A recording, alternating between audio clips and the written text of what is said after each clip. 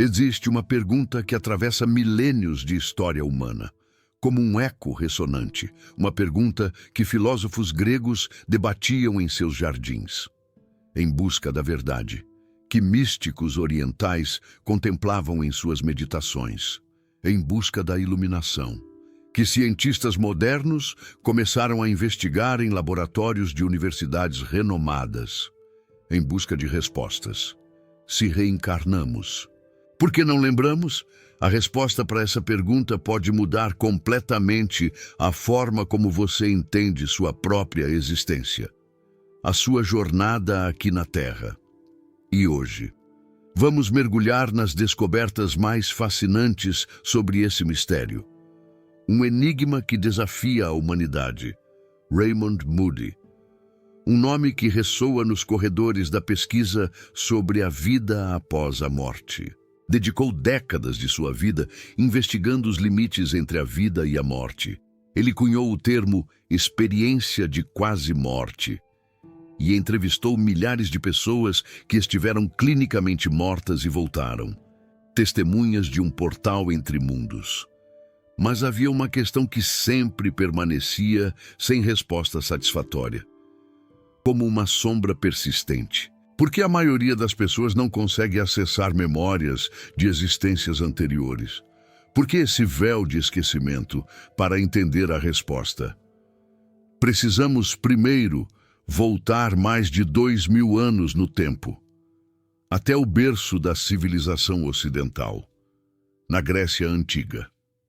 O filósofo Platão apresentou uma explicação poética, uma alegoria que sobreviveu aos séculos, como um farol na escuridão. Segundo Platão, antes de nascer em um novo corpo, a alma vaga por um sertão escaldante, um deserto implacável, exausta da jornada, sedenta por descanso. Ela encontra um rio chamado Lete, que significa esquecimento em grego, um rio de águas turvas. As almas tomam dessa água para aliviar a sede, e ao beber, esquecem tudo o que sabiam antes, como se um novo começo fosse necessário. Mas aqui está o detalhe crucial que muitos ignoram, o ponto nevrálgico da alegoria. Platão não disse que todas as almas bebem a mesma quantidade. Algumas bebem muito e esquecem completamente, apagando o passado como se fosse um sonho ruim. Outras bebem pouco e mantêm fragmentos de memória, vislumbres de um outro tempo, e algumas raras almas conseguem atravessar sem beber quase nada, carregando consigo a sabedoria de Eras. Pitágoras, outro gigante do pensamento grego, um mestre da matemática e da filosofia, afirmava lembrar de 8 vidas passadas completas, como se fossem capítulos de um livro aberto. Ele dizia ter desenvolvido técnicas específicas de treinamento mental, um método para acessar o inconsciente, que permitiam acessar essas memórias. Segundo relatos históricos, ele conseguia descrever em detalhes pessoas que conheceu, lugares onde viveu e eventos que presenciou em existências anteriores, testemunhando o poder da mente. Uma das vidas que Pitágoras afirmava lembrar era a de Euforbo, um guerreiro troiano mencionado na Ilíada de Homero, um herói de um passado distante. Ele não apenas descrevia batalhas e eventos daquela época, mas chegou a identificar o escudo que usara naquela vida, uma relíquia guardada em um santuário. Quando o escudo foi examinado, encontraram inscrições que confirmavam pertencer a Euforbo, uma prova tangível de suas memórias. Histórias como essa atravessaram os séculos, como contos transmitidos de geração em geração, mas eram tratadas como lendas, mitos, curiosidades filosóficas, sem a chancela da ciência, até que a ciência moderna decidiu investigar sistematicamente, com método e rigor. Mas o que a ciência moderna tem a dizer sobre isso? Que luz ela pode lançar sobre este antigo mistério? Na Universidade da Virgínia, nos Estados Unidos. Existe um departamento dedicado exclusivamente a estudar fenômenos como memórias de vidas passadas. Um oásis de pesquisa. A Divisão de Estudos Perceptuais foi fundada pelo psiquiatra Ian Stevenson, um pioneiro que dedicou mais de 40 anos investigando casos de crianças que afirmam lembrar de vidas anteriores. Stevenson documentou mais de 3.000 casos em todo o mundo, um legado de pesquisa, e o padrão que ele encontrou é extraordinário. Um fio condutor que une culturas e crenças. As crianças que relatam essas memórias geralmente começam a falar sobre elas entre os 2 e 5 anos de idade. Uma janela de oportunidade para o passado. Frequentemente descrevem detalhes verificáveis sobre pessoas falecidas que nunca conheceram. Um quebra-cabeça intrigante. Mencionam nomes, lugares, eventos específicos, como se estivessem revivendo lembranças adormecidas. E, em muitos casos, essas informações foram confirmadas através de investigação rigorosa. Um testemunho do poder da memória. Um dos casos mais impressionantes documentados por Stevenson envolve um menino na Índia chamado Mateus, aos 2 anos e meio. Ele começou a falar sobre sua vida anterior como um comerciante chamado Benedito, em uma cidade a mais de 100 quilômetros de distância. Um passado distante que ecoava em sua mente. Mateus descrevia sua loja de biscoitos e doces em detalhes precisos. Um retrato vívido de seu antigo negócio. Mencionava os nomes de familiares, funcionários e clientes, tecendo uma teia de conexões. Falava sobre uma doença estomacal que o havia matado, o fim trágico de sua vida anterior, e expressava um desejo intenso de visitar sua antiga família, um anseio por reencontrar seus laços. Quando os pesquisadores investigaram, descobriram que realmente existiu um comerciante chamado Benedito naquela cidade, um homem de negócios com uma história. Ele havia morrido de problemas gastrointestinais poucos anos antes do nascimento de Mateus. Uma coincidência notável. E os detalhes que o menino descrevia correspondiam com precisão impressionante à vida real de Benedito. Um espelho do passado. Quando Mateus finalmente visitou a cidade, ele reconheceu lugares e pessoas, como se estivesse voltando para casa. Sabia onde ficavam objetos escondidos na casa, segredos revelados pelo tempo. Identificou corretamente membros da família de Benedito, incluindo alguns que haviam mudado significativamente de aparência. Um reencontro emocionante.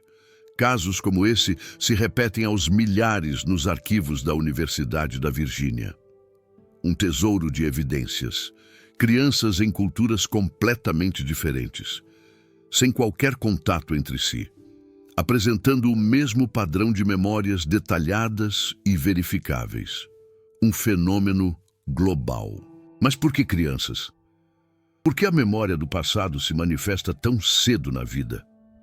Aqui chegamos a uma das teorias mais fascinantes apresentadas por Tiago Matos, pesquisador atual dessa área. Um estudioso da mente, segundo ele. Existem 2 tipos de memória operando quando nascemos, como 2 faces da mesma moeda. A memória consciente é aquela que usamos conscientemente no dia a dia. O nosso guia constante. Ela se forma gradualmente durante a infância, à medida que o cérebro se desenvolve, construindo um mapa da realidade. A memória inconsciente é mais profunda e menos acessível. Um reservatório de experiências. Ela contém impressões, emoções, padrões de comportamento que não conseguimos explicar racionalmente. A sabedoria ancestral. Quando nascemos. Segundo essa teoria, ambos os tipos de memória passam por um reinício, uma faxina mental, como um computador sendo formatado. As memórias conscientes da vida anterior são apagadas ou profundamente suprimidas, para dar lugar a um novo começo, Mas fragmentos podem permanecer na camada inconsciente, sussurros do passado. As crianças pequenas ainda não desenvolveram completamente a barreira entre esses dois sistemas de memória, como se as paredes ainda não tivessem sido erguidas. É como se o filtro ainda não estivesse totalmente instalado, permitindo que o passado se revele. Por isso, algumas conseguem acessar informações que deveriam estar trancadas, memórias proibidas, à medida que crescem e o cérebro amadurece. Essa barreira se fortalece como um muro intransponível. As memórias de vidas passadas se tornam cada vez mais difíceis de acessar, como um tesouro perdido, até que, para a maioria das pessoas, desaparecem completamente do alcance consciente e relegadas ao esquecimento. Existe uma analogia interessante com o que acontece durante o sono. Um portal para o inconsciente. Todos sonhamos várias vezes por noite. Uma jornada para dentro de nós mesmos. Mas a maioria dos sonhos é esquecida segundos após acordar, como se evaporassem na luz da manhã. O cérebro parece ter um mecanismo que separa a experiência do sonho da memória desperta, protegendo nossa sanidade. Talvez algo similar aconteça entre vidas, uma barreira para o passado. A experiência fica registrada em algum nível, em algum canto da alma, mas o mecanismo de transferência para a memória consciente é bloqueado ou limitado, impedindo o acesso. Isso explicaria por que as memórias às vezes vazam em crianças pequenas, como um rio que transborda, e por que podem ser acessadas através de técnicas que alteram o estado normal de consciência, abrindo as portas da percepção. Raymond Moody explorou outro caminho para entender esse fenômeno, uma jornada para o interior. Em seu livro sobre regressão a vidas passadas, ele documenta experiências de pessoas que, sob hipnose ou estados alterados de consciência, acessaram o que parecem ser memórias de outras existências, um portal para o passado. O padrão que ele observou é notável, um eco de vidas passadas. As pessoas não simplesmente inventam histórias. Elas frequentemente experimentam emoções intensas e genuínas, como se estivessem revivendo um momento real. Descrevem detalhes sensoriais vívidos. Relatam dores físicas em partes do corpo que correspondem a ferimentos descritos na vida passada. E muitas vezes mencionam informações históricas que não tinham como conhecer previamente. Raymond Moody descreve o caso de uma mulher americana que, durante uma sessão de regressão, começou a falar em um dialeto alemão antigo. Ela nunca havia estudado alemão. Não tinha ascendência germânica conhecida. E o dialeto específico que usava havia desaparecido há mais de 200 anos. Linguistas que analisaram as gravações confirmaram que era um dialeto autêntico daquela região e época, não algo que pudesse ser aprendido facilmente, mesmo com estudo intensivo. E certamente não algo que surgiria espontaneamente na mente de alguém sem qualquer exposição prévia. Em outra sessão, um homem descreveu sua vida como soldado na Guerra Civil Americana. Ele mencionou detalhes específicos sobre uma batalha menor, incluindo posições de tropas, nomes de oficiais e a sequência precisa de eventos. Historiadores verificaram posteriormente que todos os detalhes estavam corretos, incluindo informações que só existiam em registros obscuros que nunca haviam sido publicados. Casos como esses desafiam explicações convencionais. Se não são memórias reais, o que são? Como a mente poderia fabricar informações verificáveis que não tinha como conhecer? Mas por que esse mecanismo de esquecimento existiria? Imagine por um momento se você lembrasse de todas as suas vidas anteriores, cada amor perdido, cada tragédia vivida, cada morte experimentada, cada erro cometido ao longo de séculos ou milênios de existência. Como você conseguiria funcionar? Raymond Moody sugere que o esquecimento pode ser um mecanismo de proteção, uma forma de permitir que cada vida seja vivida como uma experiência nova e autêntica, sem o peso esmagador de memórias acumuladas. É como um estudante que vai para a escola. Ele não precisa lembrar de todos os anos anteriores de estudo em cada momento. O conhecimento está lá, incorporado em quem ele se tornou.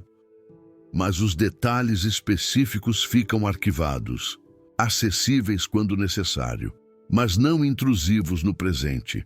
Há também uma teoria fascinante sobre o propósito evolutivo do esquecimento. Se estamos aqui para aprender e crescer através de experiências, lembrar de tudo poderia comprometer o processo. Seria como fazer uma prova já sabendo todas as respostas. O desafio, a descoberta, o crescimento genuíno dependeriam de enfrentar situações como se fossem novas. Algumas tradições espirituais vão além. Elas sugerem que escolhemos esquecer, que antes de encarnar, a alma deliberadamente aceita o véu do esquecimento como parte do acordo para ter uma experiência terrena autêntica. Segundo essa perspectiva, saber demais sobre vidas passadas poderia criar interferências indesejáveis. Você poderia evitar pessoas com quem tem contas a acertar, buscar obsessivamente relacionamentos de vidas anteriores, tentar repetir sucessos passados em vez de enfrentar novos desafios. O esquecimento, nessa visão, não é uma punição ou uma limitação.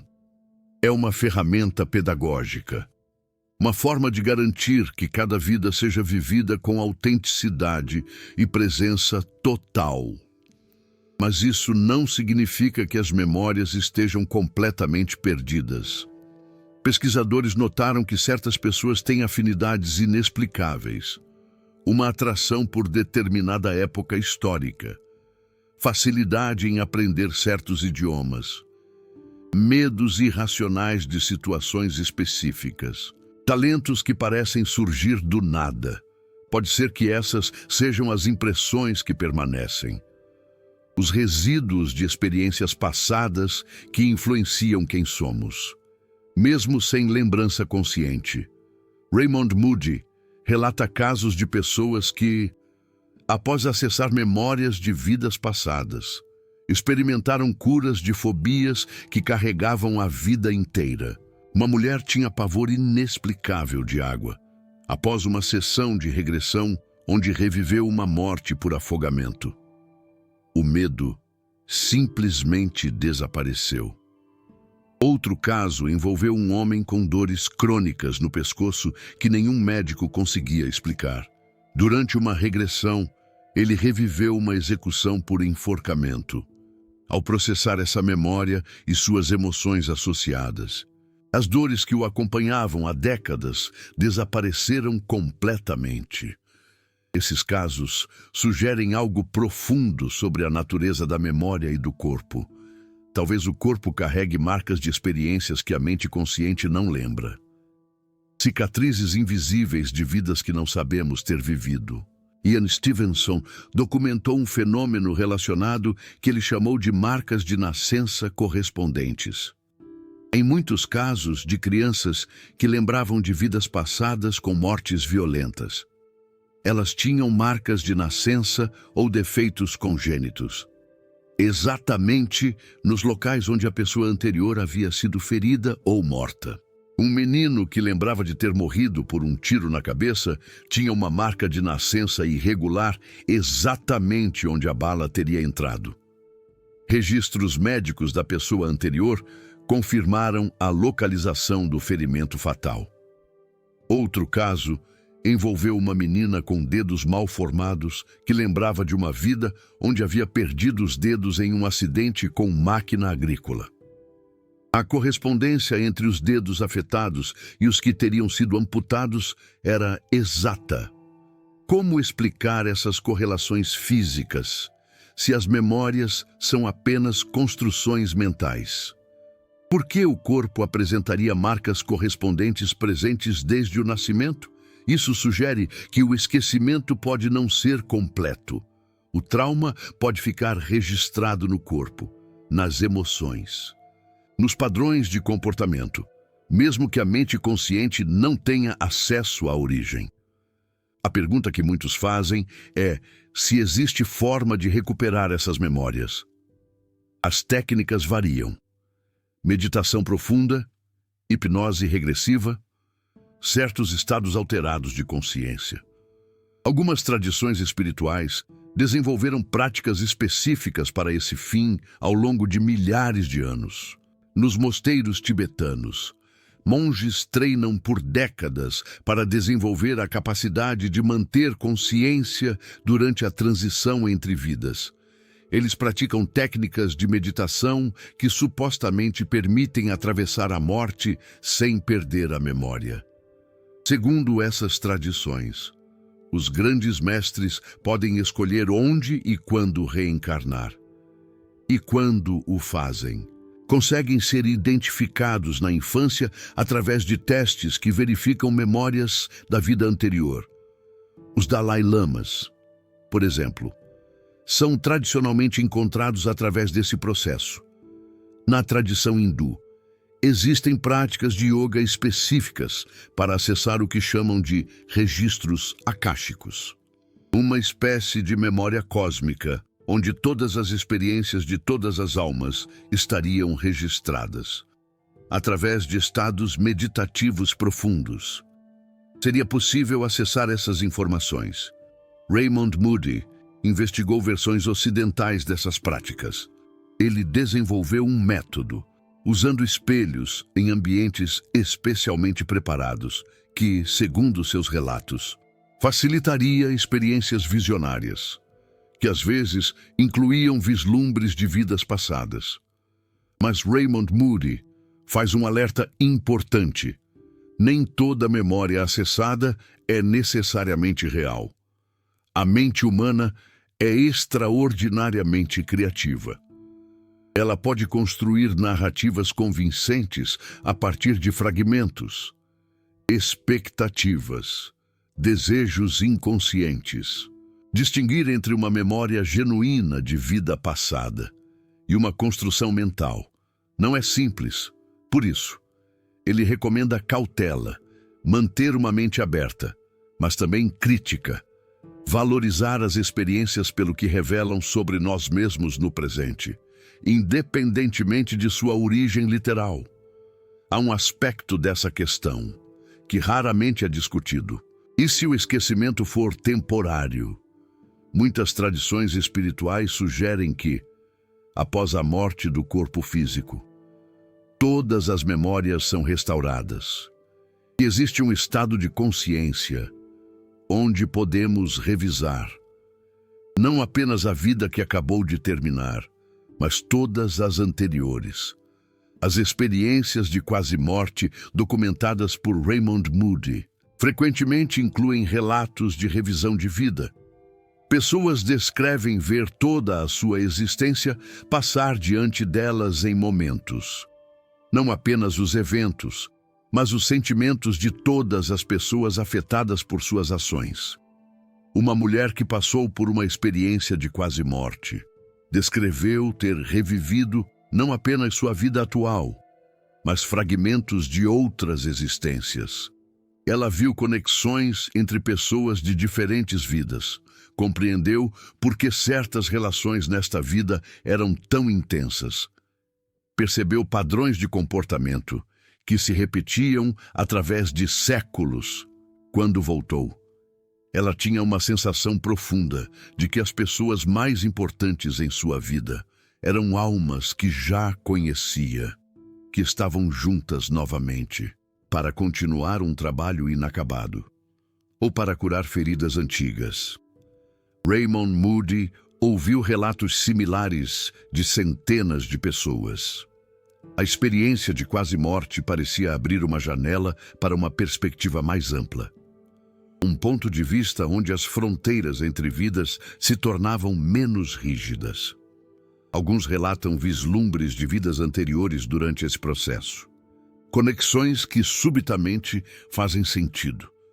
Pessoas reencontradas que parecem ter sido conhecidas antes.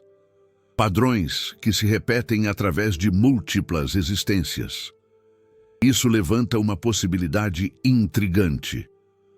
Talvez o esquecimento seja específico para o estado encarnado, uma condição temporária necessária para a experiência terrena. Mas não uma perda permanente de informação. As implicações dessa perspectiva são profundas. Se é verdade que esquecemos temporariamente, para poder viver plenamente cada experiência, então cada momento ganha um significado diferente. Não estamos perdidos em uma existência aleatória. Estamos imersos em um processo de aprendizado cuidadosamente desenhado. Os desafios que enfrentamos podem ser exatamente os que precisamos para nosso desenvolvimento. As pessoas que encontramos podem ter conexões conosco, que vão muito além dessa vida. Os talentos inexplicáveis, as atrações misteriosas, os medos irracionais, podem ser ecos de um passado que não lembramos conscientemente, mas que nos moldou. Há um fenômeno curioso que pesquisadores observaram em pessoas que acessam memórias de vidas passadas. Muitas delas relatam uma mudança profunda na forma como encaram a morte. O medo diminui. A ansiedade sobre o fim da existência se dissolve. Surge uma compreensão visceral de que a morte não é um término, mas uma transição. Uma porta entre capítulos de uma história muito mais longa. Raymond Moody notou o mesmo efeito em pessoas que passaram por experiências de quase morte. Elas voltam com uma certeza inabalável de que a consciência sobrevive. Que existe algo depois. Que as pessoas que amamos continuam existindo de alguma forma. Para alguns céticos, isso poderia ser visto como uma ilusão reconfortante, uma forma de a mente lidar com a perspectiva assustadora da mortalidade. Mas Raymond Moody faz uma observação interessante. Se fosse apenas uma ilusão, por que produziria efeitos tão consistentes e duradouros? Por que pessoas de culturas completamente diferentes, sem qualquer contato entre si, teriam experiências tão similares? Por que as informações acessadas seriam frequentemente verificáveis? A hipótese de que tudo seja fabricação mental não explica adequadamente os dados. Algo mais está acontecendo. Algo que nossa ciência atual ainda não consegue explicar completamente, mas que milhares de casos documentados apontam consistentemente. Talvez estejamos no início de uma nova compreensão sobre a natureza da consciência humana. Uma compreensão que integra as intuições das tradições espirituais antigas, com o rigor metodológico da investigação científica moderna. Raymond Moody passou décadas na fronteira entre o que sabemos e o que apenas intuímos. Ele sempre manteve uma postura de investigador honesto, não afirmando mais do que as evidências permitem, mas também não negando possibilidades, apenas porque não cabem em modelos convencionais. A questão de por que não lembramos de vidas passadas pode não ter uma resposta definitiva em nosso atual estágio de conhecimento, mas as pistas que temos são fascinantes. O padrão de crianças pequenas que lembram e depois esquecem.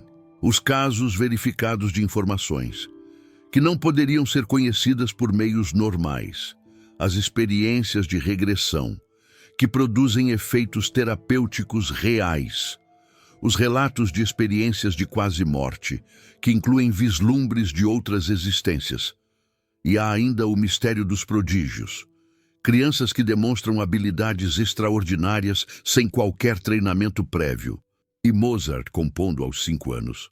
Matemáticos resolvendo problemas complexos, antes de aprender formalmente a matéria. Artistas produzindo obras-primas na infância. De onde vêm essas habilidades? A explicação genética não é suficiente. Muitos prodígios nascem em famílias, sem qualquer histórico no campo de seu talento. A hipótese de memória de vidas passadas oferece uma alternativa intrigante.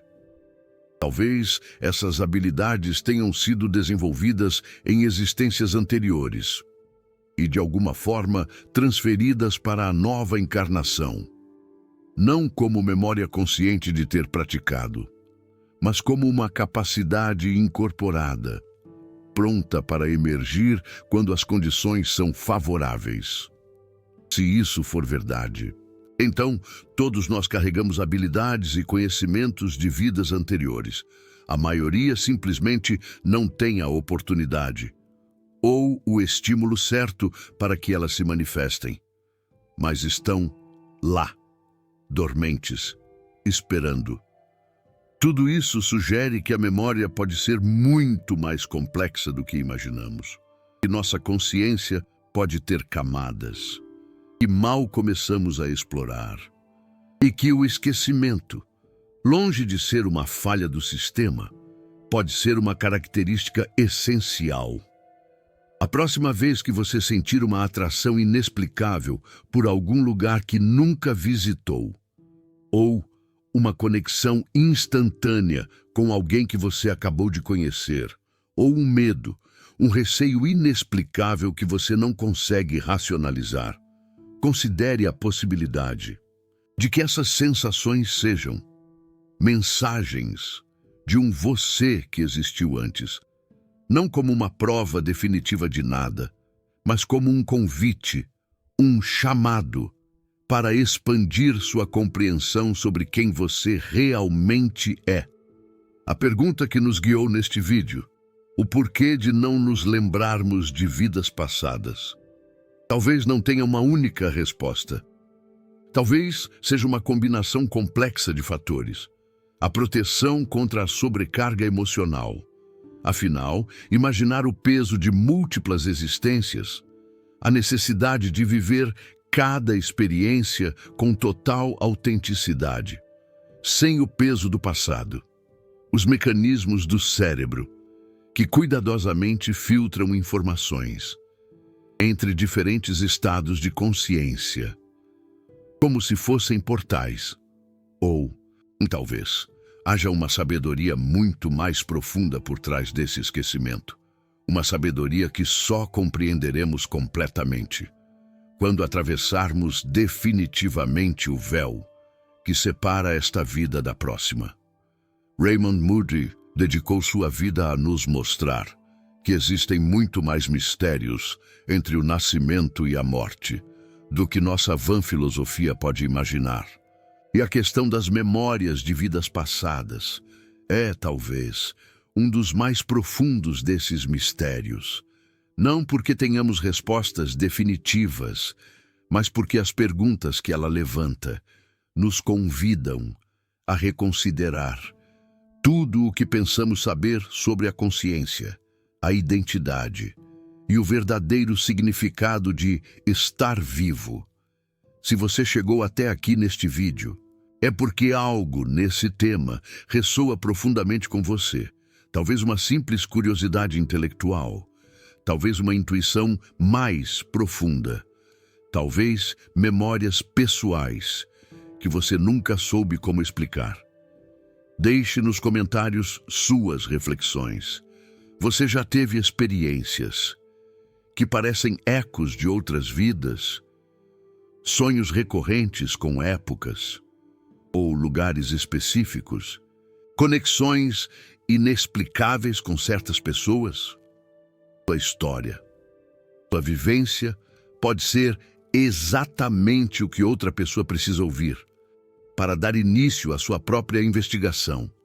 E se este conteúdo expandiu sua perspectiva de alguma forma, compartilhe com alguém que também busca compreender.